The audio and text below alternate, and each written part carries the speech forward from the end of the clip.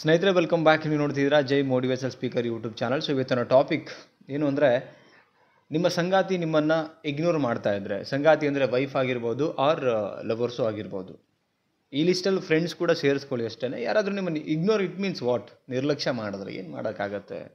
ನಿಮಗೆ ಅದನ್ನು ತಡ್ಕೊಳ್ಳೋಕ್ಕಾಗ್ತಿರಲ್ಲ ಅಥವಾ ಇಗ್ನೋರ್ ಮಾಡೋದನ್ನು ಸರಿಪಡಿಸ್ಕೊಳ್ಬೇಕಂತ ಒದ್ದಾಡ್ತಿರ್ತೀರಿ. ಏನು ಮಾಡಬಹುದು ಅಂತ ನೀವು ಕಾಯ್ತಾ ಇದ್ದರೆ ವಿಡಿಯೋದಲ್ಲಿ 3 ಟಿಪ್ಸ್ನ ಶೇರ್ ಮಾಡ್ತೀನಿ. ಯೂಸ್ಫುಲ್ ಆಗಿರುವಂಥ ಟಿಪ್ಸ್ ಇರುತ್ತೆ. ಸೊ ಕೊನೆ ತನಕ ವಿಡಿಯೋ ನೋಡಿ. ಚಾನಲ್ಗೆ ಹೊಸಬರಾಗಿದ್ದರೆ ಸಬ್ಸ್ಕ್ರೈಬ್ ಮಾಡಿ. ವಿಡಿಯೋ ಇಷ್ಟ ಆದರೆ ಲೈಕ್ ಮಾಡಿ ಆ್ಯಂಡ್ ಕಮೆಂಟ್ ಮಾಡೋದನ್ನು ಮರಿಬೇಡಿ. ಫಸ್ಟ್ ಪಾಯಿಂಟ್ ನೋಡಿ, ಏನು ಇಗ್ನೋರ್ ಮಾಡ್ತಾ ಇರೋದಕ್ಕೆ ಮೇನ್ ರೀಸನ್ ತಿಳ್ಕೊಳ್ಳಿ. ಯಾವ ಕಾರಣಕ್ಕೆ ಇದು ಇಗ್ನೋರ್ ಮಾಡ್ತಿದ್ದಾರೆ. ಸೊ ಅವ್ರು ಬಾಯ್ಬಿಟ್ಟು ಹೇಳಿಲ್ಲ ಅಂದರೂ ಕೂಡ ಜಸ್ಟ್ ಫೈಂಡ್ ಔಟ್ ಮಾಡಿ ಅಥವಾ ಅಬ್ಸರ್ವೇಷನ್ ಮಾಡ್ತಾ ಇರಿ, ಯಾವ ಕಾರಣಕ್ಕೆ ನಿಮ್ಮನ್ನು ಇಗ್ನೋರ್ ಮಾಡೋಕ್ಕೆ ಅವ್ರು ಮುಂದಾಗ್ತಿದ್ದಾರೆ. ಅಥವಾ ಇನ್ಯಾರೋ ಆ ಪ್ಲೇಸಿಗೆ ಬಂದಿದ್ದಾರಾ, ಅಥವಾ ನಿಮ್ಮ ಅವಶ್ಯಕತೆ ಮುಗಿದಿದೆಯಾ, ಅಥವಾ ಅವರು ಅರ್ನಿಂಗ್ ಸೋ ಮಚ್ ಮಾಡ್ತಿರೋದಕ್ಕೆ ಹಂಗೆ ಮಾಡ್ತಿದ್ದಾರಾ, ಅಥವಾ ಅವರು ದುಡ್ಡಿಗೆ ಪ್ರಾಮುಖ್ಯತೆ ಕೊಡ್ತಿದ್ದಾರಾ, ಅಥವಾ ಇನ್ಯಾವುದೋ ವಿಚಾರಕ್ಕೆ ನಿಮ್ಮನ್ನು ಇಗ್ನೋರ್ ಮಾಡ್ತಾ ಇದ್ದಾರೆ. ಸೊ ಇದನ್ನು ಮೇನಾಗಿ ತಿಳ್ಕೊಳ್ಳೋಕೆ ಟ್ರೈ ಮಾಡಿ, ಓಕೆನಾ? ಯಾಕೆಂತ ಹೇಳಿದ್ರೆ ನಮಗೆ ಒಂದು ಸಮಸ್ಯೆ ಏನು ಅಂತ ಪರ್ಟಿಕ್ಯುಲರಾಗಿ ಗೊತ್ತಾದಾಗ ಮಾತ್ರ ಅದಕ್ಕೆ ನಾವು ಸೊಲ್ಯೂಷನ್ ಕೊಡಲಿಕ್ಕೆ ಸಾಧ್ಯ ಆಗುತ್ತೆ. ಅದು ಕೂಡ ವೆರಿ ಕೂಲಾಗಿರಬೇಕಾಗತ್ತೆ. ನೀವೆಲ್ಲ ಒಂದು ಕಡೆ ಬಾಯಿ ಮಾಡೋದು, ಜಗಳ ಮಾಡೋದು ಅವಶ್ಯಕತೆ ಇಲ್ಲ. ಆ್ಯಕ್ಚುಲಿ ಬಾಯಿ ಮಾಡೋದ್ರಿಂದ ಏನು ಮಾಡೋಕ್ಕಾಗತ್ತೆ ನೋಡೋಣ, ಹೇಳಿ ನೋಡೋಣ. ಸರಿಪಡಿಸೋಕ್ಕಾಗತ್ತೆ? ಇನ್ನಷ್ಟು ಜಾಸ್ತಿ ಆಗುತ್ತೆ. ಯಾವುದೇ ಸಮಸ್ಯೆ ಬಂದಾಗ ವೆರಿ ಕೂಲಾಗಿ ಅದನ್ನು ಹ್ಯಾಂಡಲ್ ಮಾಡೋದನ್ನು ಕಲಿಬೇಕಾಗತ್ತೆ. ಅದರಿಂದ ಅವ್ರಿಗೂ ಹಾನಿ ಆಗೋಲ್ಲ, ನಿಮಗೂ ಹಾನಿ ಆಗೋಲ್ಲ. ನೀವು ಅದನ್ನು ಬೇರೆ ಲೆವೆಲಿಗೆ ಜಗಳ ಮಾಡಲಿಕ್ಕೆ ಶುರು ಮಾಡಿದ್ರೆ ಮತ್ತೆ ಅಪೋಸ್ ಆಗ್ಲಿಕ್ಕೆ ಶುರು ಆಗ್ತಾರೆ. ಸೊ ಅದಕ್ಕೆ first what is the main reason for this ಅಂತ ಅದನ್ನು ಹುಡ್ಕೊಳ್ಳಿ. ಇದಕ್ಕೆ ಏನು ಮೇನ್ ರೀಸನ್ ಅಂತ ಹುಡ್ಕೊಂಡ್ಮೇಲೆ ಏನು ಮಾಡೋಕ್ಕೆ ಸಾಧ್ಯ ಇದೆ. ಫಸ್ಟ್ ರೀಸನ್ ಏನೋ ಸಮಥಿಂಗ್ ಗೊತ್ತಾಯಿತು ಅಂದ್ಕೊಳ್ಳಿ. ಸಪೋಸ್ ಅವರು ತುಂಬ ದುಡ್ಡಿಗೆ ಪ್ರಾಮುಖ್ಯತೆ ಕೊಡ್ತಾ ಇದ್ದಾರೆ, ಅಥವಾ ಬೇರೆ ಇನ್ಯಾರೋ ಅಲ್ಲಿ ವ್ಯಕ್ತಿ ಆ ಪ್ಲೇಸಿಗೆ ಬಂದಿದ್ದಾರೆ ಅಂತ ಹೇಳಿದರೆ ನೀವು ಮಾಡಬೇಕಾಗಿರೋದು ಏನು ಮಾಡಬೇಕಾಗತ್ತೆ, ರೈಟ್?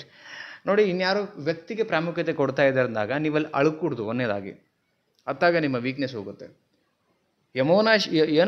ಭಾವನಾತ್ಮಕವಾಗಿ ಎಮೋಷ್ನಲಿ ನೀವು ಥಿಂಕ್ ಮಾಡಲೇಬೇಡಿ, ಪ್ರಾಕ್ಟಿಕಲ್ ಥಿಂಕ್ ಮಾಡಿ. ನಾನು ಇದ್ದೀನಿ, ಅವರು ಇದ್ದಾರೆ, ಸೊ ವಾಟ್ ಈಸ್ ಡಿಫ್ರೆನ್ಸ್? ಏನೋ ಕೊರತೆ ಇದೆ ಸರ್ ನಮ್ಮಲ್ಲಿ, ಸೊ ವ್ಯಾಲ್ಯೂ ಆ್ಯಡಿಟ್ ಮಾಡ್ಕೊಳ್ಳೋಕೆ ಶುರು ಮಾಡಿ. ನೀವು ಆ ಪ್ಲೇಸಿಂದ ನೀವೇನು ಪ್ರೆಸೆಂಟಲ್ಲಿ ಏನಿದ್ದೀರಿ ಅದಕ್ಕಿಂತ ಒಂದು ಚೂರು ಎತ್ತರದಲ್ಲಿ ಹೋಗ್ಲಿಕ್ಕೆ ಸಾಧ್ಯ. ನಿಮ್ಮಲ್ಲಿ ಕೆಲವೊಂದಿಷ್ಟು ವ್ಯಾಲ್ಯೂಸ್ ಬರಬೇಕು. ನಿಮ್ಮ ಲೈಫಲ್ಲಿ ಪರ್ಸನಾಲಿಟಿ ಒಳಗಡೆ ಡೆವಲಪ್ಮೆಂಟ್ ತುಂಬ ಕಾಣ್ತಿರಬೇಕು. ಆ ಚೇಂಜ್ ಅವ್ರು ಕಾಣಬೇಕು ನಿಮ್ಮಲ್ಲಿ. ಇಲ್ಲ ಅಂದರೆ ನಿಮ್ಮನ್ನು ಇಗ್ನೋರ್ ಮಾಡಿಬಿಟ್ಟು ಅಲ್ಲೇ ಬಿಟ್ಬಿಟ್ಟು ಹೋಗ್ತಾರೆ.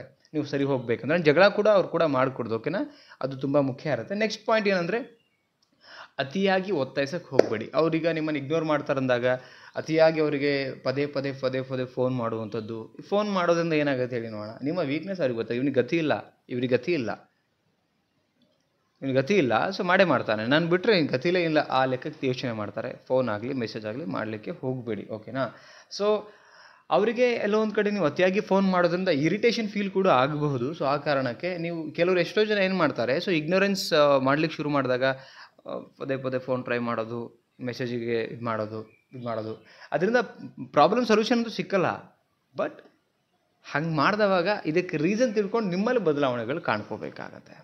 ನೋಡಿ, ನಾನು ಅದೇ ಹೇಳ್ತೀನಿ, ಇಂಟೆಲಿಜೆನ್ಸಿ, ಬುದ್ಧಿವಂತಿಕೆ, ಸ್ಮಾರ್ಟ್ನೆಸ್ಸು, ಹ್ಯಾಂಡ್ಸಮ್ನೆಸ್ಸು, ಎಕನಾಮಿಕಲಿ ಸ್ಟ್ರಾಂಗ್ ಆಗುವಂಥದ್ದು. ನೋಡಿ, ಜಗತ್ತಲ್ಲಿ ಎಲ್ಲರೂ ಇಷ್ಟಪಡೋದು ಗೆದ್ದಿರೋ ವ್ಯಕ್ತಿಗಳನ್ನು, ಸಾಧಕರನ್ನ ಇಷ್ಟಪಡ್ತಾರೆ. ಎಸ್ಸಾರ್ನೋ ಬುದ್ಧಿವಂತರನ್ನ ಇಷ್ಟಪಡ್ತಾರೆ. ನಮ್ಮಲ್ಲಿ ಏನಾದ್ರು ಕೊರತೆಗಳಾದಾಗ ನಾವು ಆ ಲಿಸ್ಟಿಗೆ ಸೇರಬೇಕು. ಯಾವುದೋ ವಿಚಾರನೆ ನಮ್ಮನ್ನು ದೂರ ಮಾಡ್ತೀವಿ ಅಂದ್ರೆ ನಾವು ಆ ಲಿಸ್ಟಿಗೆ ಹೋಗ್ಬೇಕು. ಏನು ನಮ್ಮಲ್ಲಿ ಕಡಿಮೆ ಕೊರತೆ ಆಗ್ತಿದೆ ಅಂದಾಗ ನಾವು ಅದನ್ನು ನಮ್ಮಲ್ಲಿ ಆ್ಯಡಪ್ ಮಾಡ್ಕೊಳ್ಳೋಕೆ ಶುರು ಮಾಡಬೇಕು ಅಷ್ಟೇ. ಅದನ್ನು ಇದು ಮಾಡ್ಕೋಬೇಕು ಅಂತೇಳಿ ನಾನು ಅದೇ ಹೇಳೋವಂಥ ಪಾಯಿಂಟು. ಇದು ಎಲ್ಲ ಒಂದು ಕಡೆ ಎಲ್ಲ ಚೆನ್ನಾಗಿದ್ರೂ ಬಿಟ್ಟು ಹೋಗೋರು ಅದು ಬಿಡಿ, ಅದು ಬೇರೆ ಜಾತಿಗೆ ಸೇರ್ತಾರೆ ಅವ್ರ ಬಗ್ಗೆ ನಾವು ಮಾತಾಡೋದು ಬೇಡ. ಸೊ ನಾನು ಹೇಳ್ತಿರೋದು, ನಮ್ಮಲ್ಲಿ ಏನೂ ಸಮಥಿಂಗ್ ಚೇಂಜಸ್ ಆಗದೇ ಇದ್ದಾಗ ಸೊ ಕೆಲವೊಂದು ಈ ಥರದ್ದು ನಡೆಯುತ್ತೆ. ಸೊ ಅದನ್ನು ಚೇಂಜ್ ಮಾಡ್ಕೊಳ್ಳಿ. ನೆಕ್ಸ್ಟ್ ಪಾಯಿಂಟ್ ಏನಂತ ಹೇಳಿದ್ರೆ, ಸ್ವಂತ ಜೀವನದ ಕಡೆ ಗಮನ ಹರಿಸಬೇಕು. ವೆರಿ ಇಂಪಾರ್ಟೆಂಟ್ ಆಗುತ್ತೆ. ಏನಂದರೆ, ಎಷ್ಟೋ ಜನ ಏನು ಮಾಡ್ತಾರೆ, ನಮ್ಮನ್ನು ಇಗ್ನೋರ್ ಮಾಡಿದಂಥ ವ್ಯಕ್ತಿಗಳು ಅವ್ರ ಮೇಲೇ ಫೋಕಸ್ ಮಾಡ್ಲಿಕ್ಕೆ ಶುರು ಮಾಡ್ತಾರೆ. ಇಗ್ನೋರೇನೋ ಮಾಡಿಬಿಡ್ತಾರೆ. ಇವ್ರೇನು ಮಾಡ್ತಾರೆ, ಊಟ ತಿಂಡಿ ಬಿಟ್ಬಿಡ್ತಾರೆ. ದುಡಿಮೆ ಕಡೆ ಫೋಕಸ್ ಮಾಡಲ್ಲ, ಆರೋಗ್ಯದ ಕಡೆ ಫೋಕಸ್ ಮಾಡಲ್ಲ. ಇದಲ್ಲ. ನೀವು ನಿಮ್ಮ ಲೈಫ್ ಬಗ್ಗೆ, ನಿಮ್ಮ ಆರೋಗ್ಯ ಫಸ್ಟಾಗಿ ಚೆನ್ನಾಗಿರೋಕೆ ಟ್ರೈ ಮಾಡಿ. ನಿಮ್ಮ ಫಿಟ್ನೆಸ್ ಕಾಯ್ಕೊಳ್ಳಿ. ನಾನು ಅದೇ ಹೇಳ್ತೀನಿ ಪದೇ ಬಿಕಾಸ್ ಅದಿದ್ರೇ ಎಲ್ಲ ಮುಂದೆ. ಅದಾದಮೇಲೆ ನಿಮ್ಮ ದುಡಿಮೆ ಕಡೆ ಫೋಕಸ್ ಮಾಡಿ. ಅದಾದಮೇಲೆ ನೆಕ್ಸ್ಟ್ ಬಂದು ನಿಮ್ಮ ಖುಷಿ ಕಡೆ ಫೋಕಸ್ ಮಾಡಿ, ನಿಮ್ಮ ನೆಮ್ಮದಿ ಕಡೆ ಫೋಕಸ್ ಮಾಡಿ. ಇದ್ರ ಕಡೆ ಫೋಕಸ್ ಮಾಡಬೇಕು. ನೀವು ಅವ್ರ ಹಿಂದೆ ಹೋಗ್ತಿದ್ದಂಗೆ ಅವ್ರಿಗೆ ಗತಿ ಇಲ್ಲ ಬಿಡು, ನಮ್ಮ ಹಿಂದೆನೇ ಬರ್ತಾರೆ ಅಂತ ಅತಿಯಾಗಿ ನೀವು ಅವರಿಗೆ ಏನು ಮಾಡ್ಲಿಕ್ಕೆ ಹೋಗ್ಬಿಟ್ಟು ನಿಮ್ಮಲ್ಲಿ ವ್ಯಾಲ್ಯೂ ಅಡ್ಡೆಡ್ ಮಾಡ್ಕೊಂಡು ಹೋಗಿ. ಅದಾಗೆ ಆಟೋಮೆಟಿಕ್ಲಿ ಬರಬೇಕು. ಇಗ್ನೋರ್ ಮಾಡಿದವರೇ ನಿಮ್ಮನ್ನು ರೆಸ್ಪೆಕ್ಟ್ ಮಾಡಬೇಕು. ಇಗ್ನೋರ್ ಮಾಡಿದವರೇ ನಿಮ್ಮನ್ನು ಪ್ರಿಯಾರಿಟಿ ಕೊಡಬೇಕು. ಅಲ್ಲಿ ಇಗ್ನೋರ್ ಮಾಡಿದವರೇ ನಿಮ್ಮನ್ನು ವ್ಯಾಲ್ಯೂ ಕೊಡಬೇಕು. ಇಗ್ನೋರ್ ಮಾಡಿದವರೇ ನಿಮ್ಮನ್ನು ಫಸ್ಟ್ ನನ್ನ ಲೈಫಲ್ಲಿ ಇವರು ಅಂತ ಅನ್ಬೇಕು. ಹಂಗೆ ನಮ್ಮಲ್ಲಿ ಚೇಂಜ್ ಆಗಿ ಕಾಣಬೇಕು. ಎಷ್ಟು ಬಿಟ್ಟರೆ ಬೇರೆ ಏನೂ ಮಾಡ್ಲಿಕ್ಕೆ ಹೋಗಬೇಡಿ. ಈ 3 ಪಾಯಿಂಟ್ ತುಂಬ ಮುಖ್ಯ ಇದೆ. ಒನ್ ಮೋರ್ ರಿಕಾಲ್ ಮಾಡ್ತೀನಿ. ಫಸ್ಟ್ ರೀಸನ್ ತಿಳ್ಕೊಳ್ಳೋಕೆ ಟ್ರೈ ಮಾಡಿ. ವೆರಿ ಕೂಲ್ ಆಗಿ. ಸೆಕೆಂಡ್ ಬಂದು ಅತಿಯಾಗಿ ಅವರಿಗೆ ಒತ್ತಾಯ ಮಾಡೋಕ್ಕೆ ಹೋಗಬೇಡಿ, ನಮ್ಮ ಜೊತೆಗೆ ಹಂಗೆ ನಮ್ಮನ್ನು ಇಗ್ನೋರ್ ಮಾಡಬೇಡಿ, ಅದು ಮಾಡಬೇಡಿ ಅಂಥೇಳಿ. ನೆಕ್ಸ್ಟ್ ಬಂದು ನಮ್ಮ ಲೈಫ್ ಕಡೆ ನಾವು ಫೋಕಸ್ ಮಾಡಬೇಕು. ಈ 3 ಪಾಯಿಂಟ್ಸ್ ತುಂಬ ಮುಖ್ಯ ಇದೆ. ನಿಮಗೇನು ಅನಿಸುತ್ತೆ? ಪಾಯಿಂಟ್ಸ್ಗಳು ಇಷ್ಟ ಆಗಿದೆಯಾ ಅಥವಾ ಓಕೆ ಅನಿಸಿದರೆ ಲೈಕ್ ಮಾಡಿ, ಕಮೆಂಟ್ ಮಾಡಿ, ಚಾನಲ್ಗೆ ಹೊಸಬರಾಗಿದ್ದರೆ ಸಬ್ಸ್ಕ್ರೈಬ್ ಮಾಡೋದನ್ನು ಮರಿಬೇಡಿ. ಮತ್ತೊಂದು ಟಾಪಿಕಲ್ಲಿ ಸಿಗ್ತೀನಿ. Thank you so much. Love you. ನಮಸ್ತೆ.